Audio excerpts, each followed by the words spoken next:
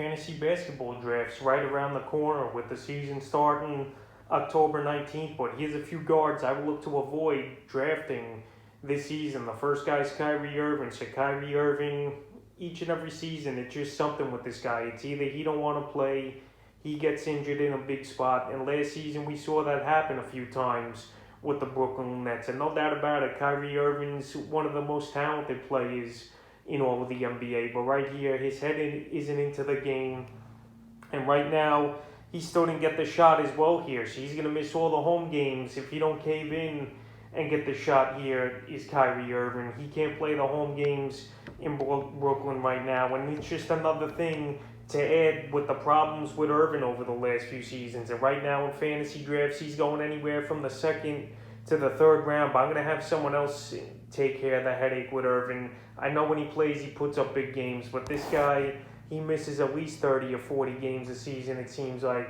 Even with all the great talent, he's a player I'm definitely going to avoid this season at the guard position. The next player is Ben Simmons of the Philadelphia 76ers. So Ben Simmons, we'll see if he gets traded or not this season here is Ben Simmons. But right now, he's getting fined a lot of money. His option's not getting picked up, and we know he's a great ball player who puts up big numbers. Last season, 14.3 points a game, 7.2 rebounds, 6.9 assists, 1.6 steals.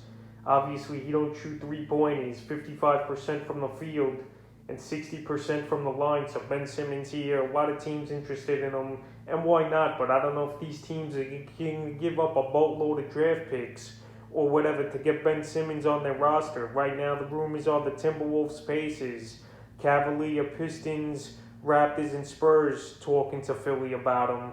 But we'll see if anything happens with this deal. But right now, Ben Simmons, he's a guy I'm going to avoid until a trade comes to fruition here, where something happens where maybe he caves in and he goes back to Philly. But right now, he's going 5th or 6th round in most fantasy drafts is Simmons. But until his situation's iron out, he's definitely a guard I'm going to avoid drafting this season. The next guard's Mike Conley of the Utah Jazz. So Mike Conley, we know he's a good ball player. We know he's a veteran, but he's also a guy that's going to miss a lot of games with rest and load management, in my opinion, this season. And last season, a lot of these guys did it more than ever with the COVID issue and all the other issues. Last season, the Jazz had a great season, first seed in the regular season. And Conley, 16.2 points a game, 3.5 rebounds, 6 assists a game, 2.7 threes a game, 44% from the field. So Mike Conley here, he's going anywhere from the 6th to the 8th round range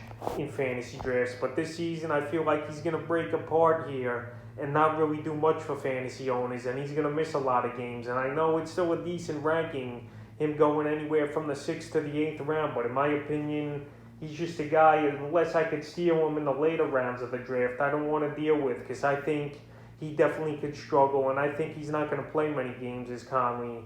And he's got a lot of miles on his body. So right here, if I could avoid him, I will. The next guard's John Wall of the Houston Rockets. So Wall in a situation just like Ben Simmons. But both these teams are cooperating, where the Rockets and Wall, they've come to a mutual agreement that they're going to trade him and see what he lands. But it's easier said than done. John Wall has tons of money left on his contract. And last season, he looked pretty good in spurts with Houston. 20.6 points a game, 3.2 rebounds, 7 assists a game, 1.1 steals a game, 2 threes a game, and only 40% from the field. So John Wall right now, he's going in the later rounds, anywhere from the 10th to the 12th round of fantasy drafts. But right here, in my opinion, I think he's going to go to a contender as John Wall and not play many minutes as it is Wall. Right now, he's not going to be with the Rockets here in training camp. And he's a player I'm just going to avoid, because over the seasons, he's missed a lot of games. Last season, they shut him down with a month left before the year ended, with injuries or just load management as it was. So right here, John Wall, his best years are behind him. He still can contribute to a team. But in my opinion, he's just a fantasy basketball headache, because there's going to be a lot of games where he's going to sit out as well in the 5th and final guard. I'm going to try to avoid drafting this season's Derek White of the San Antonio Spurs. So Derek White, he's going high once again in fantasy drafts, 4th or 5th round. But this is a guy who didn't see the court much last season. They got DeJounte Murray ahead of him over there in San Antonio. And I know Patty Mills left in free agency and went to the Brooklyn Nets. But right here, Derek White last season, decent year, 15.4 points a game, 3 rebounds, 3.5 assists, 41% from the field, and 2.3 threes a game made. So right here, I just think his ranking's too high.